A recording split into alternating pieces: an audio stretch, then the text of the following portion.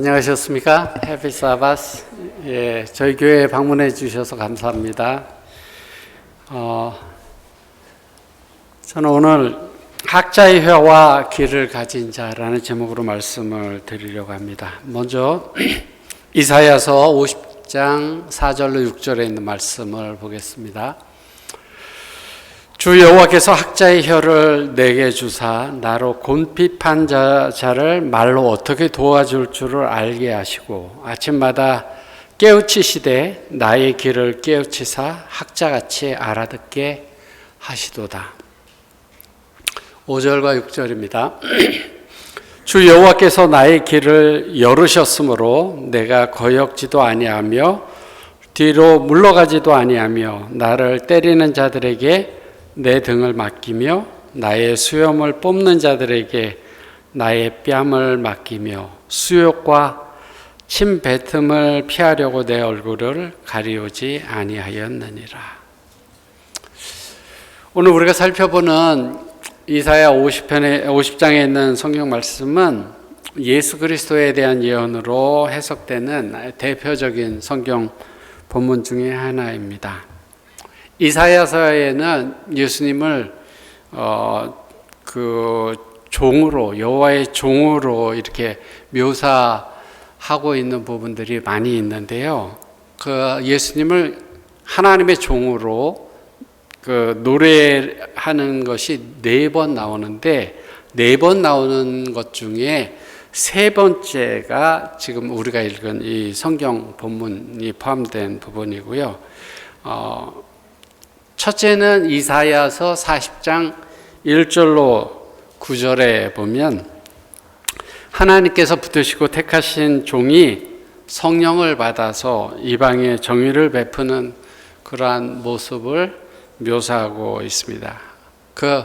그 분은 상한 갈대를 꺾지 않고 꺼져가는 등불을 끄지 않는 온유한 성품을 가지신 분이다. 그렇게 이사야 40장에서는 예언하고 있고요. 이사야 49장은 두 번째 여호와 종에 대한 노래인데요. 태에서부터 부름을 받은 종의 사역을 다루면서 이스라엘의 회복뿐만 아니라 이방의 빛이 돼서 땅끝까지 구원을 베푸는 그런 것들을 노래하고 당장은 멸시를 받지만은 결국은 승리하실 하나님을 예언하는 그런 내용이 49장에 있고요. 50장에는 예수님께서 어떤 일을 당하시는지 이야기하고 있고 52장 13절로 53장에 보면 예수님의 대속적인 고난과 죽음을 다루고 있죠. 그래서 이사야 53장은 너무나 잘 알려진 예수님에 대한 예언이죠. 이렇게 고난받는 종에 대해서, 고난받는 메시아에 대해서 많은 예언이 있음에도 불구하고 유대인들은 주님이 고난받는 종으로 이 땅에 오셨을 때 주님을 거절하였습니다. 이사야 50장에 우리가 살펴본 성경 말씀에 하나님께서는 종에게 학자의 혀를 주셨다 그렇게 말씀하고 있습니다. 제가 학자 하면 생각나는 게 저희 외할아버지가 생각나요. 외할아버지. 저희 어머니가 나의 아버지는 학자셨다 그렇게 말씀하셨어요. 제 기억에 외할아버지에 대한 기억은 제가 외갓집에 중학생 때 한 번 간 것 외에는 기억이 없어요. 그러니까 외할아버지에 대한 기억이 별로 없는데 그때 제가 중학생 때면 아마 1970년대 건데요. 1970년대인데 그때 외할아버지가 갓 같은 거 쓰고 옷을 입고 동네 사람들한테 한문을 가르쳐주고 그러는 그때도 그러고 계셨어요. 옛날처럼 조선시대처럼 그렇게 사시는 분이셨습니다.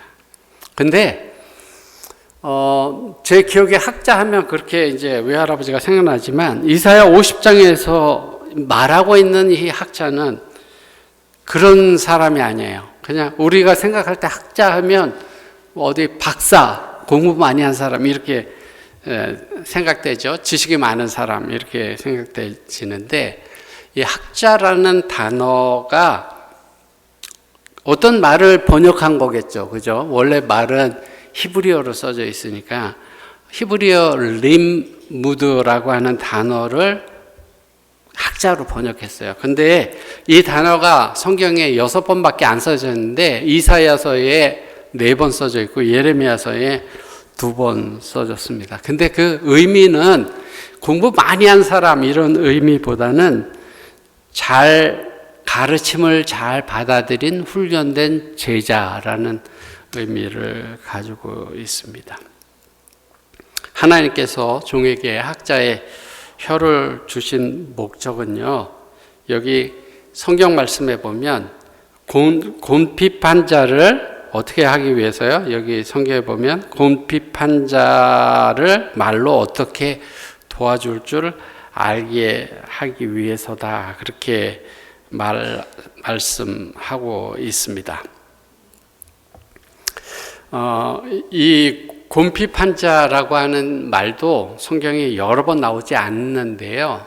그 이사야 50장 4절에 나와 있는 학자의 혀를 가져서 곤핍한 자를 이렇게 어떻게 도와줄 줄 알게 하려 함이라 그랬는데, 곤핍한 자를 제가 성경에 나온 데를 쭉 찾아봤더니 낙심한 자, 피곤한 자, 곤비한 자 이렇게 표현했어요. 4번밖에 나오지 않는 단어였습니다. 누군가에게 대화할 때요, 우리가 스스로 물어보십시오. 이 말이 상대를 세워주는가 아니면 깎아내리는가를 먼저 생각해 보십시오. 우리가 말을 할 때 정죄하거나 비판하는 말은 누구나 쉽게 할 수 있는 본능적인 말입니다. 그러나 절망에 빠져 있거나 그러한 사람에게 소망을 주고 지친 자에게 다시 일어날 힘을 주는 말은 훈련된 학자의 혀를 가진 사람들만 할 수 있는 고귀한 사역입니다. 여러분들이요, 내 감정대로 말을 하면 항상 후회합니다. 후회할 일이 생겨요. 내 감정대로 말을 하면요. 학자의 혀를 가진 사람은 자기 감정대로 말하지 않습니다. 이 예언은 예수님에 대해서 그 예언된 말씀이라고 했잖아요. 예수님은 공생의 기간 동안에 그분의 말씀은 사람들을 비판하고 지적하는 말이라기보다는, 물론 잘못한 것들을 지적하실 때가 있었지만 사람들을 살리는 말씀을 하셨습니다.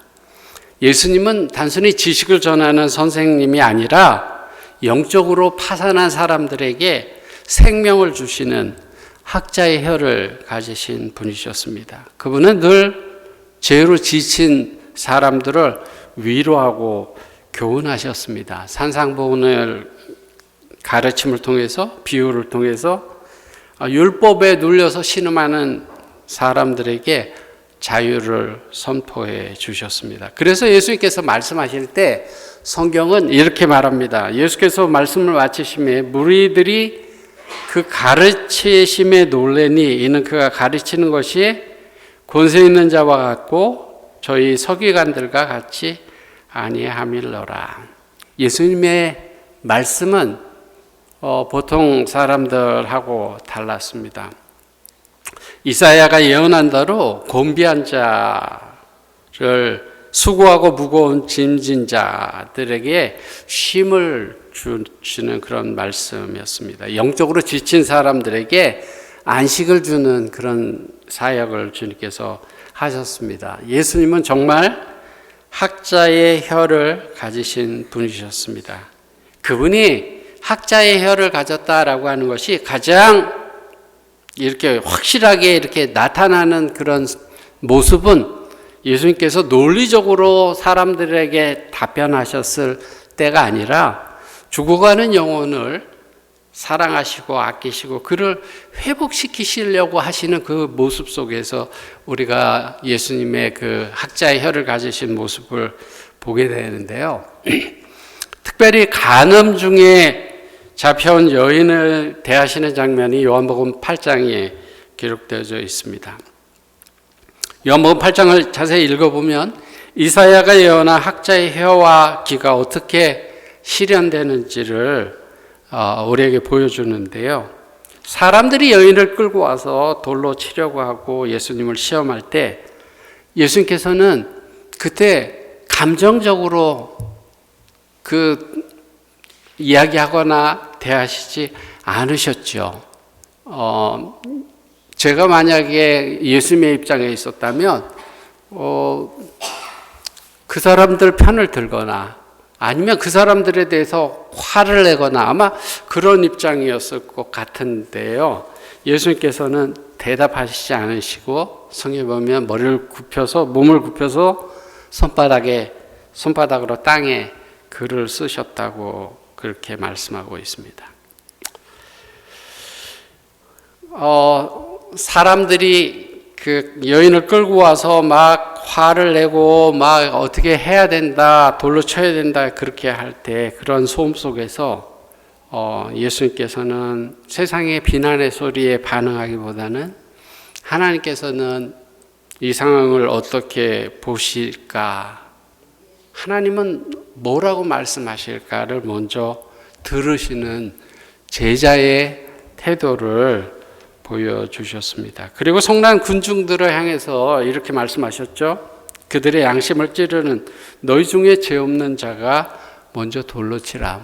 물론 시대의 소망에는 그 땅바닥에 글을 적을 때 그 둘러선 사람들의 죄들을 너희도 이런 죄를 지었다라는 걸 보여주셨지만요. 너희 중에 죄 없는 자가 먼저 돌로 치라 이렇게 말씀했습니다. 이 말은 여인을 죽음의 위기에서 구해내는 그런 말씀이었습니다. 사람들이 돌로 칠 수 없었잖아요. 다 도망가게 됐는데요.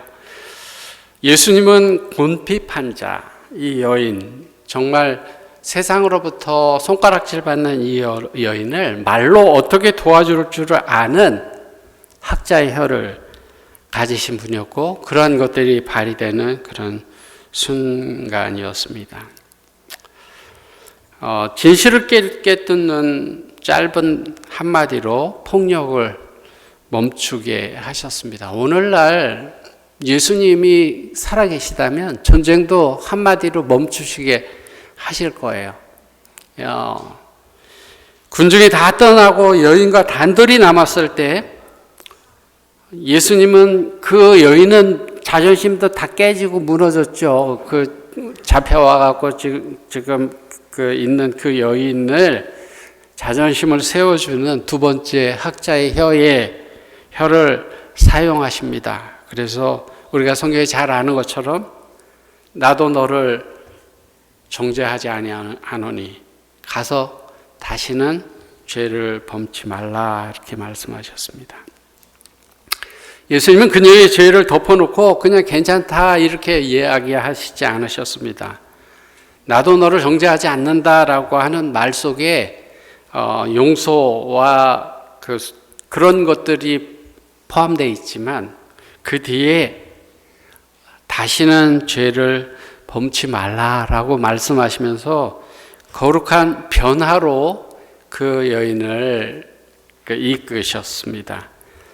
이것이 바로 상처 입은 사람을 다시 세우는 학자의 혀를 가진 온전한 분의 모습입니다.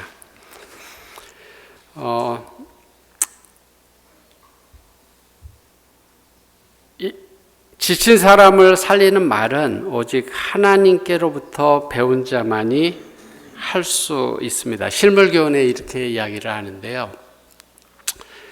그리스도께서는 우리에게 나눠주시기 위하여 항상 아버지께로부터 받으셨다. 그는 말씀하시기를 너의 듣는 말은 내가 하는 이 말은 내 말이 아니요 나를 보내신 아버지의 말씀이니라. 하나님으로부터 듣고 말씀하기 위해서 예수님께서는 그렇게 하셨다는 거예요.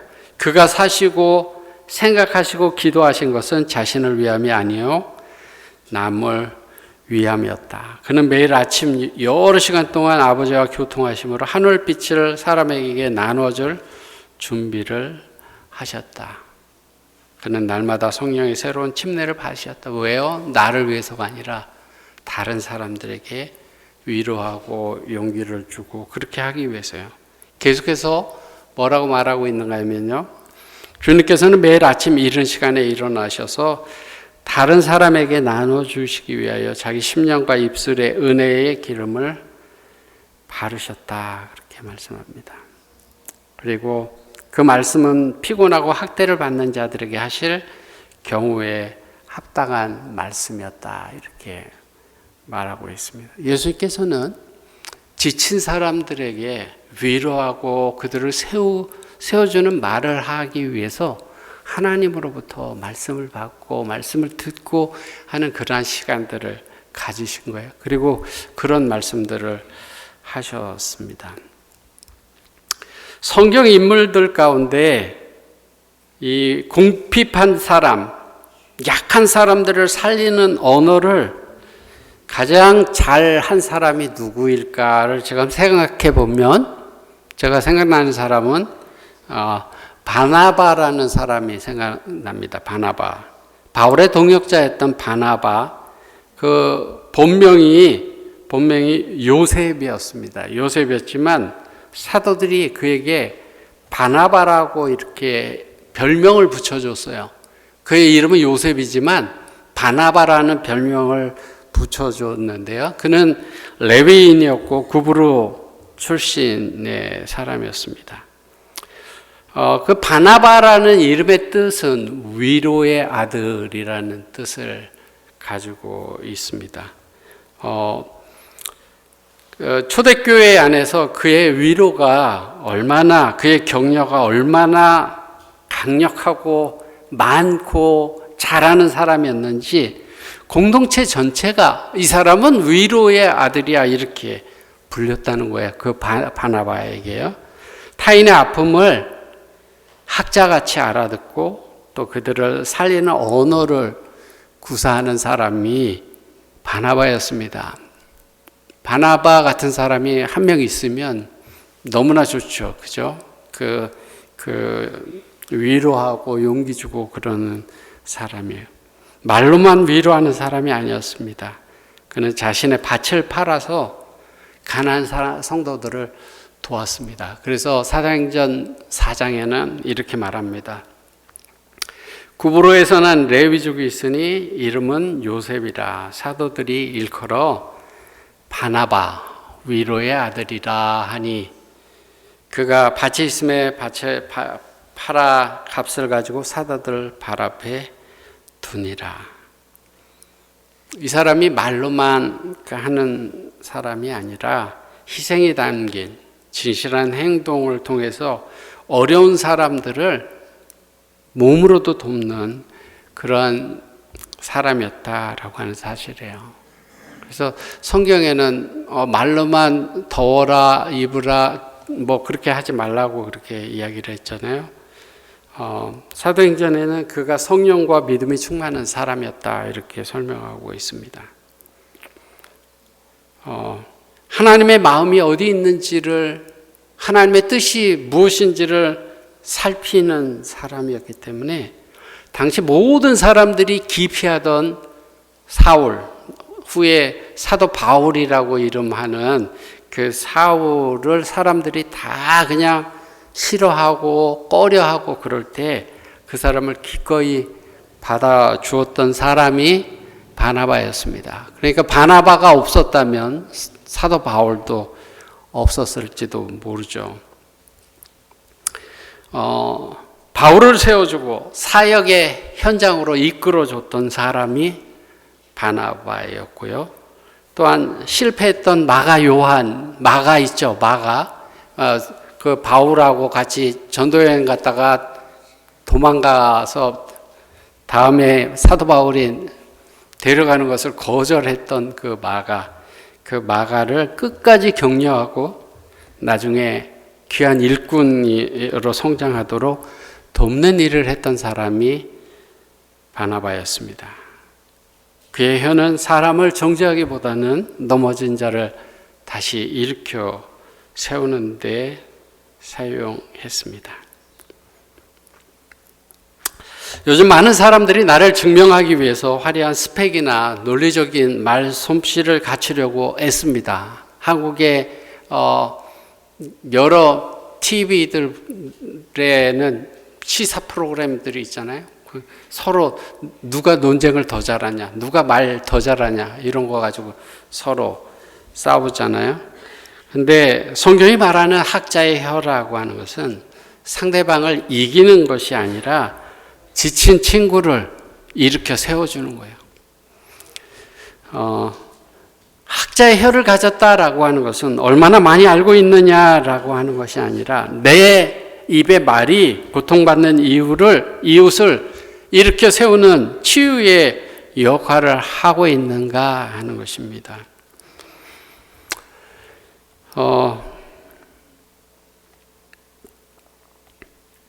이사야가 말하는 학자의 혀는 듣는 마음이 입술로 표현된 상태라고 할 수 있는데요. 화려한 수식어나 논리로 상대를 제압하는 것이 아니라 진정으로 사람을 살리고 세우는 언어의 힘을 강조하고 있는 것입니다. 예수님은 그런 분이셨고요. 바나바 같은 사람도 그런 사람이었고 오늘 우리도 하나님께서는 그런 사람이 되기를 원하십니다. 치료봉사라는 책에 이렇게 말합니다. 하나님께서 당신의 봉사사업의 남녀를 택하실 때 그들이 세속적 재산과 학문과 웅변력을 소유하고 있는지 묻지 않으신다. 많이 배우고 말 잘하고 그런 사람인지 묻지 않으신다. 그분께서는 다음과 같이 질문하신다. 그들은 내가 그들에게 나에게를 가르칠 수 있을 만큼 겸손하게 걸어가고 있는가? 내가 나의 말을 그들의 입술에 넣어줄 수 있는가? 그들이 나를 대표할 것인가? 하나님께서 세우시는 하나님의 일꾼으로 세우는 사람들은 돈이 많거나 많이 배우거나 뭐 박사거나 말을 아주 잘하거나 이런 것 때문에 그 사람들을 부르는 것이 아니라 겸손한가? 하나님을 대표하고 이렇게 나타낼 수 있는가? 그래서 선택하신다라고 하는 것이에요. 제가 치료봉사에 있는 내용들을 길지만 좀 소개해드리고 싶어요. 제가 설교하면서 어떤 책에 있는 내용을 한 페이지 이상을 제가 이렇게 문장을 말씀드렸지만 한 페이지 이상을 제가 계속해서 드린 적은 없는 것 같은데 이 말씀은 좀 한 페이지 이상을 쭉 말씀드리고 싶습니다. 이런 내용이 있어요. 주 여호와께서 학자의 혀를 내게 주사 나로 곰핍한 자를 말로 어떻게 도와줄 줄 알게 하시고 우리 주변에 고통받는 영혼들이 있다. 그 사람들에게 우리가 어떻게 될 것인가? 우리는 이곳저곳에 어디에서나 그들을 발견할 수 있다. 그처럼 고통하는 사람들을 찾아내서 그들의 마음을 위로하기 위하여 시기적절한 말을 해주도록 하자. 우리는 언제나 신선한 동정의 물을 흘러보내는 통로가 되어야 한다. 우리 주변에 고통받는 사람들이 있습니다. 그 사람들에게 마음을 위로해 주기 위해서 위로해 주는 말을 하자는 거예요. 그 다음에 보세요. 커다란 장애물을 놓고 생애의 싸움을 거듭하고 있는 사람들이 있어요. 그 사람들에게는 친절한 노력만 보여주는 주는 작은 주의력으로 친절한 노력만으로 보여주는 작은 주의력으로 그 사람들은 힘을 얻고 용기를 얻게 된다. 그러니까 커다란 장애물 때문에 막 씨름하고 괴로워하는 사람들에게는 그냥 작은 주의력을 가지고 친절하게 이렇게 하는 것으로 그 사람들은 용기를 얻는다는 거예요. 진실한 친구가 내미는 강하고 유용한 손, 그것이 어떤 것보다 가치 있고, 친절한 말은 천사들의 미소와 같이 마찬가지로 그들에게 반가운 거가 된다는 거예요. 우리가 학자의 혀를 가진 사람이라면 그런 어려운 가운데 있는 사람들에게 그냥 손을 내밀고 작은 주의력을 가지고 그냥 이렇게 보여주면 그 사람들은 힘을 얻는다는 거예요. 뿐만 아니라 어려운 사람들, 적은 임금을 위하여 힘겹게 일할 수밖에 없는 빈곤과 싸우는 많은 사람들이 있다. 그런 사람들이 있죠. 겨우 연명할 정도의 필수품밖에 거둘 수 없고, 그 사람들에게 고통과 질병이 더해지면 그 짐은 거의 질 수 없게 된다. 그들의 시련과 마음의 고통과 실망을 동정해 주라. 그렇게 할 때 그대에게는 그들을 도와줄 길이 열릴 것이다. 그들에게 하나님의 약속을 이야기해 주고 그들을 위하여 그들과 함께 기도하고 그들에게 희망을 넣어주라. 학자의 혀를 가진 사람은 적은 임금 때문에, 가난 때문에 힘들어하고 어려워하고 그러면서 아프고 그래서 더 짐이 무거워진 사람들에게 동정을 베풀고 동정해주고, 그러면 길을 하나님께서 열어주시고 하나님의 약속을 이야기해주고 같이 기도하고 희망을 넣어주는 그런 것들이 학자의 혀를 가진 사람들이 하는 일이라는 거예요. 예수님이 이 땅에 계셨으면 그렇게 하셨을 거라는 거고, 오늘 우리에게 그렇게 하라고 말씀하고 있는 것입니다. 계속해서 그 책에는 심령이 병들고 용기의 맥박이 떨어질 때 격려와 권면의 말, 그것은 하나님께 자신에게 하신 것처럼 그렇게 해주시고, 사람들이 마음의 용기를 얻게 될 때 하늘의 천사들도 만족스럽게 바라본다. 그분께서 말씀하실 그런 말을 하고 그분께서 행동하실 그런 행동을 하라. 심령이 병들고 맥박이 떨어질 때, 지치고 그냥 힘이 없고 그런 사람들에게 예수님께서 말씀하실 것 같이 그렇게 말하고 그렇게 행동하실 것 같이 그렇게 하라, 그렇게 말씀하고 있습니다. 치료봉사에 있는 말씀은요, 158페이지에서 159페이지에 있는 말씀인데요, 그분의 품성의 아름다움을 끊임없이 보여주라. 그분의 모든 교훈과 그분께서 사람을 취급하시는 모든 행동의 저변에 있는 사랑의 풍성함을 드러내 주라. 가장 비천한 일꾼들도 그리스도와 협력함으로 그 진동이 땅끝까지 울려 퍼지고 영원한 시대를 통하여 화음을 이루게 될 신금을 울릴 수 있다. 여기에 보면 이런 사람들에게 이렇게 해줘라, 이런 사람들에게 이렇게 해주라, 계속해서 말씀하고 있습니다. 우린 그런 사람들을 만나게 될 때 그냥 저 사람은 성실하지 않아서 또는 게을러서 저를 그렇게 판단할 수도 있을지 몰라요. 근데 성경은 학자의 혀를 가진 사람은 그러한 사람들에게 용기 주고 위로 주고 하나님의 약속을 말해주고 세워주는 일을 해야 한다, 이렇게 말씀하고 있습니다. 그러한 사람들이 학자의 혀를 가진 사람들이다, 이렇게 말씀하죠. 예수님께서는 그렇게 하셨고 우리도 그렇게 하시기를 원하십니다.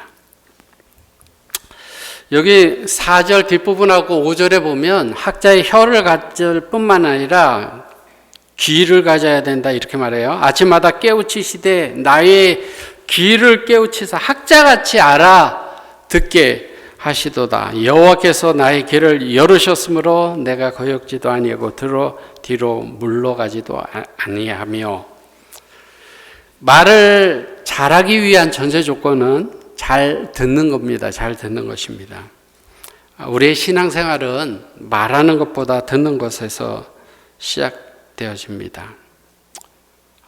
하나님의 일꾼이 갖추어야 할 가장 중요한 자질은 언변이 아니라, 말하는 것이 아니라 하나님을 향해서 귀를 열고 듣는 것이 중요합니다. 좋은 문장을 쓰는 작가는 많이 읽는 사람이에요. 많이 읽는 사람이 좋은 글을 쓰는 거예요. 많이 안 읽고 저절로 막 좋은 글 쓰는 사람이 없습니다.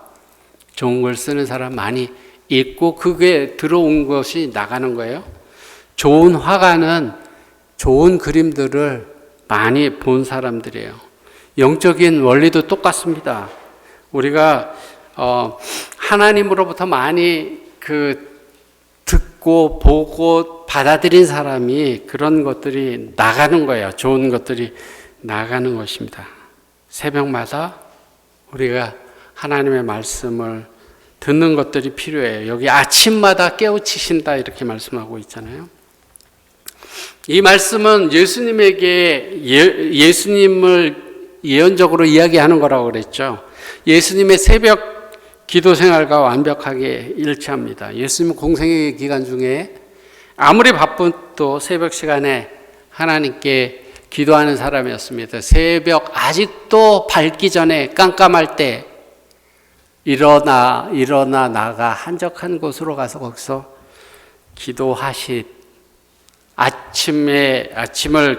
아침마다 깨우치신다 이렇게 예언된 것처럼 예수님께서는 그런 분이셨어요. 우리가 그런 사람이 되기를 원하신다라고 하는 사실이에요. 예수님은 스스로 내 자유로 말하는 것이 아니라 나를 보내신 아버지께서 내가 말할 것과 이룰 것을 친히 명령하여 주셨다 이렇게 말씀하셨어요. 요한복음 12장 49절에 내가 자유로 말하는 것이 아니라 아버지께서 내가 말할 것 그것을 가르쳐 주셨다 이렇게 말씀하셨습니다. 그래서 예수님은 항상 듣는 귀를 가지고 계셨어요. 하나님께서 뭐라고 말씀하시는지를 들으시고 끊임없이 하나님과 소통하며 사람들에게 위로하고 용기 주는 그러한 사역을 하셨습니다. 우리가 예수님을 닮아가기를 원한다면 그러한 것들을 해야 되죠. 먼저 하나님 말씀 앞에 머무십시오. 내 생각과 감정으로 가득 차 있으면 내 말만 나가게 됩니다. 근데 하나님의 말씀이 채워지게 되면 하나님의 지혜로 언어가 필터링 돼서 이렇게 나가는 거죠.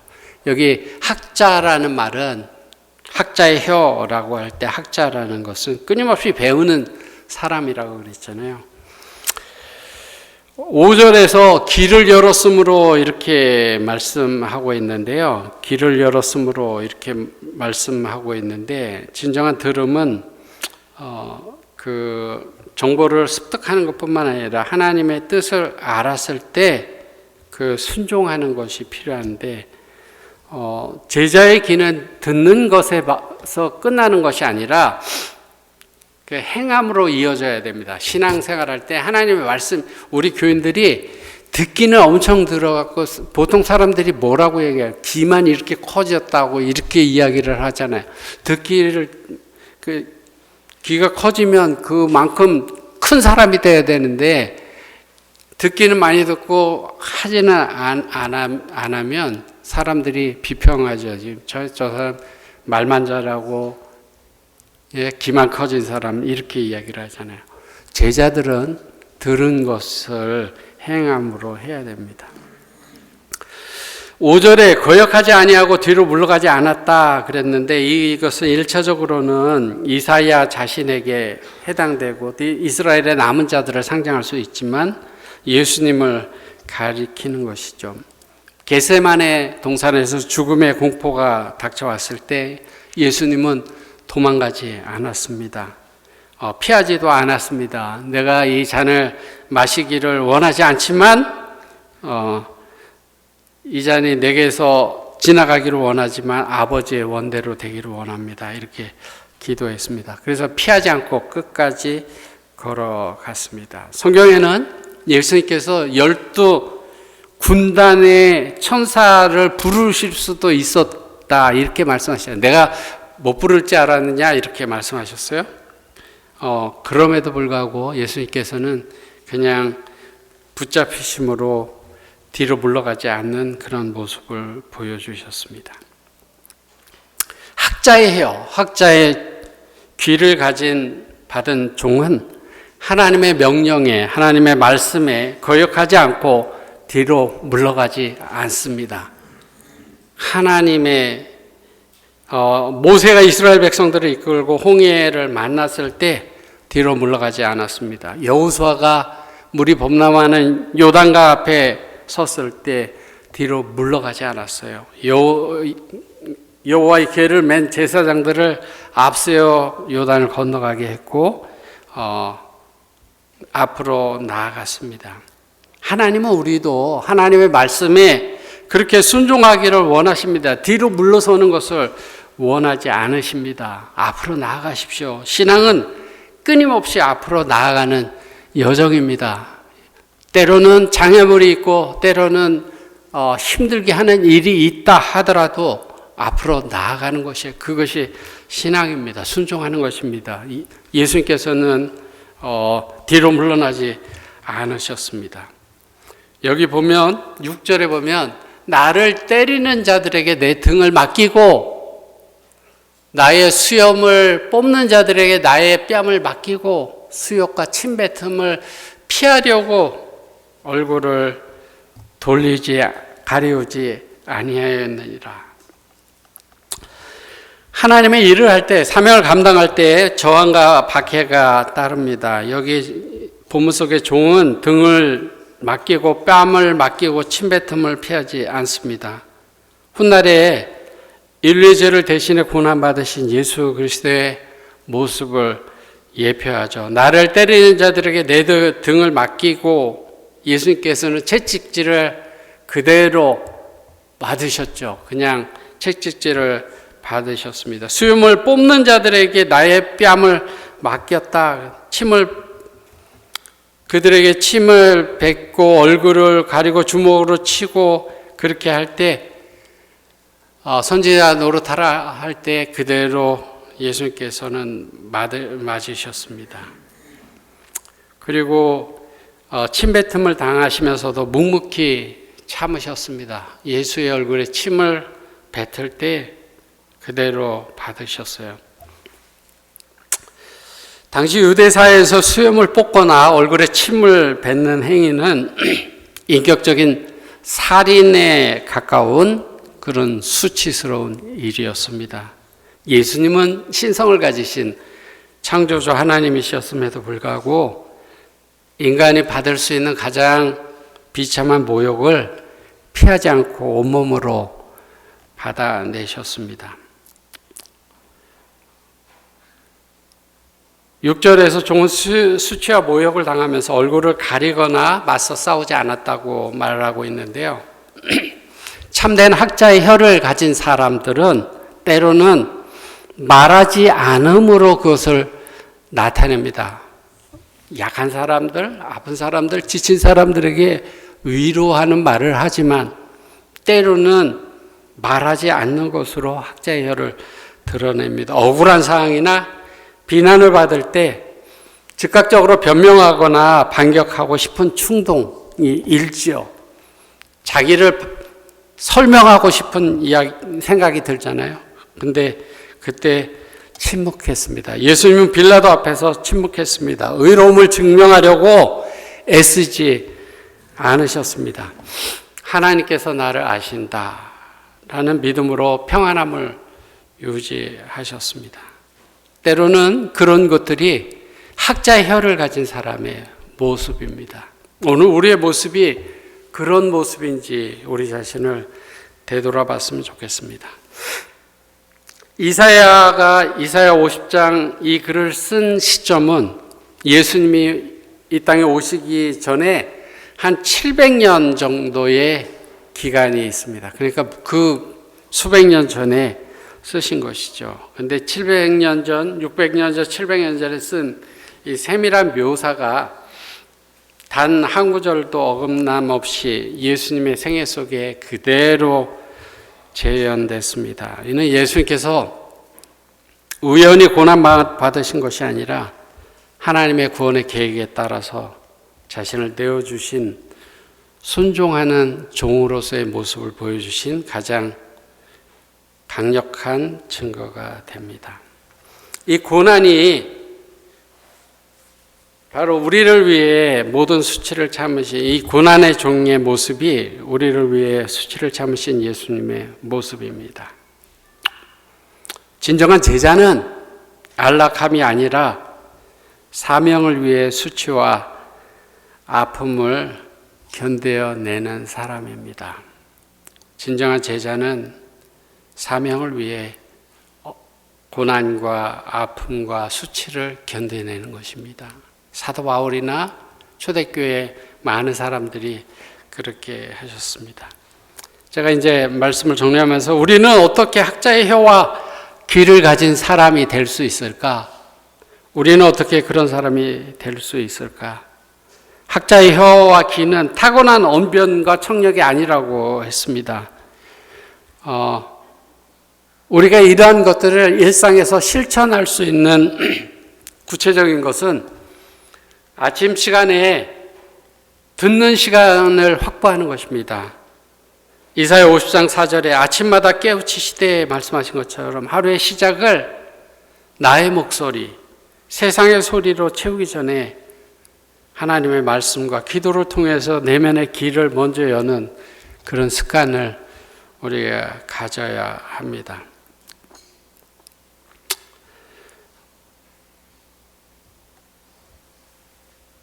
그리고 대화 중에 상대방의 말을 끊고 싶은 유혹이 들 때 학자의 길을 떠올리며 끝까지 경청하는 연습을 하십시오. 그리고 누구를 만나든 어떤 상황이든 내가 배울 것이 무엇인가를 생각하는 것입니다. 학자의 혀는 지식을 뽐내기 위함이 아니라 궁핍한 자를 돕기 위해서 존재합니다. 내가 하는 말이 상대를 이기기 위한 것인지 상대를 세워주기 위한 것인지를 점검해 보아야 합니다. 누군가에게 어떤 말을 할 때, 누군가에게 조언할 때 잠시 멈춰서 이 말이 저 사람에게 정말 위로가 되고 힘이 될까를 자문해 보는 것입니다. 이사야 50장 5절에 뒤로 물러가지도 아니한다 그랬습니다. 진정한 하나님의 백성은 하나님의 말씀을 행동으로 그대로 옮깁니다. 단번에 되지는 않지만 우리의 작은 습관들이 쌓일 때 우리의 언어들, 우리의 행동들은 타인을 깨우치고 세우는 그런 역할들을 하게 될 것입니다. 이사야 선지자가 노래한 이 종의 모습은 우리에게 세 가지를 생각하게 합니다. 나는 매일 아침 하나님의 세밀한 음성에 귀를 기울이고 있는가? 나의 언어는 사람을 살리는 학자의 혀인가? 아니면 상처를 주는 날카로운 칼인가? 내가 하나님의 말씀대로 사는 그 길에서 고난과 수치를 어려움이 있다면 하나님을 신뢰함으로 묵묵히 견뎌내며 살아가고 있는가? 하나님은 저와 여러분들이 학자의 혀와 귀를 가지고 다른 사람들을 세우고 위로하는 예수님 닮은 그런 삶을 살아가기를 원하십니다. 성경에 때를 따라 양식을 나눠줄 충성되고 지혜로운 종을 하나님께서는 찾으신다고 말씀하셨습니다. 하나님께서 쓰시기에 합당한 충성된 하나님의 백성들이 되기를 바랍니다. 하나님의 말씀을 듣고 하나님이 주시는 지혜로 다른 사람들에게 용기를 주며 살아가는 우리가 됐으면 좋겠습니다. 우리의 말 때문에 다른 사람들이 상처받고 아파하지 않는 그러한 참된 하나님의 백성들의 삶이 오늘 우리의 삶이 되기를 바라면서 말씀 줄이겠습니다.